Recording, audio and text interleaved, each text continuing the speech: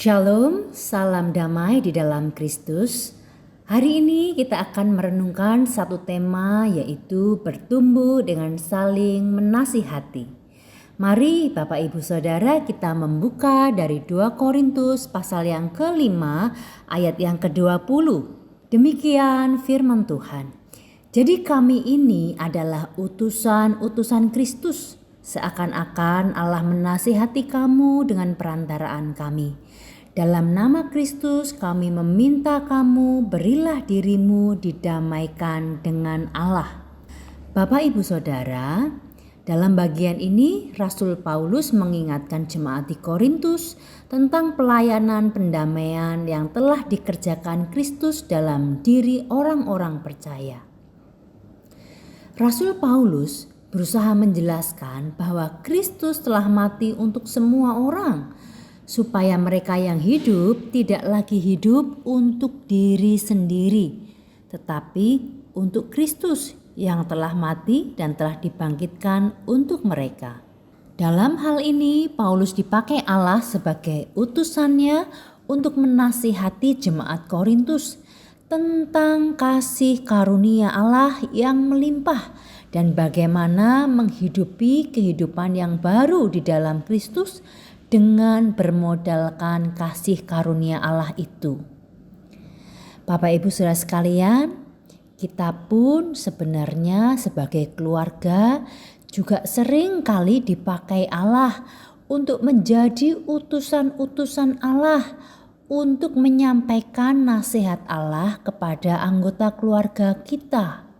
Tuhan menempatkan kita dalam keluarga dengan satu tujuan, yaitu supaya kita menjadi satu tubuh di dalam Kristus yang saling mendukung, saling mengingatkan.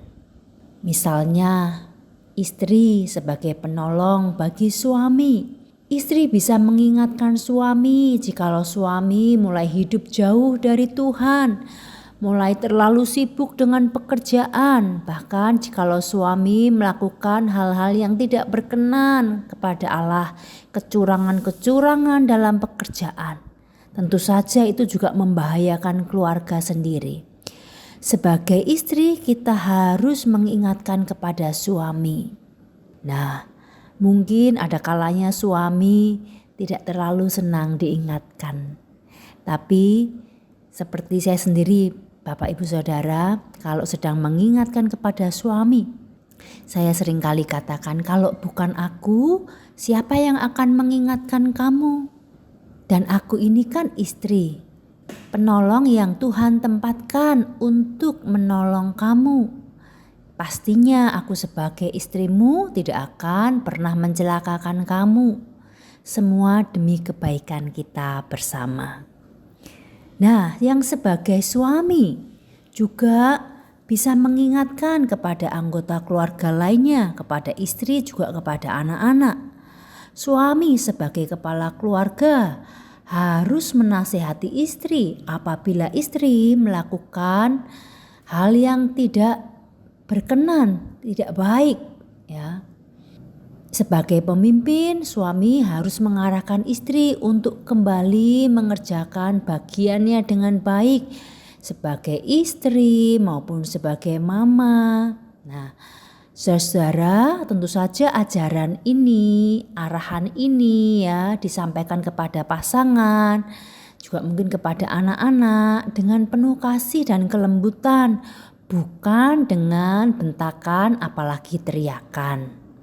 Kepada Bapak Ibu yang berperan sebagai orang tua pun juga harus terus menasihati anak-anak untuk terus berjalan dalam kebenaran, dalam keteraturan, dalam disiplin. Orang tua harus konsisten ketika memberikan nasihat kepada anak-anak. Saya tahu Bapak Ibu, hal ini tidak mudah. Memang seringkali mendidik anak, menasihati anak itu terlalu melelahkan. Kita sudah berjibaku dengan pekerjaan di luar sana, pulang di rumah ingin istirahat, tapi ternyata masih dipasrahi tanggung jawab parenting, yaitu mendidik anak di dalam jalan kebenaran Tuhan menurut firman Tuhan. Nah, ini memang tugas kita sebagai orang tua. Kita harus melakukannya dengan konsisten, ya, menasihati dengan penuh kasih. Nah, Bapak Ibu Saudara sekalian, kiranya di masa-masa Natal ini kita boleh menghadirkan kasih Kristus melalui nasihat, melalui mengingatkan keluarga kita akan sesuatu yang baik, tentunya dengan penuh kasih.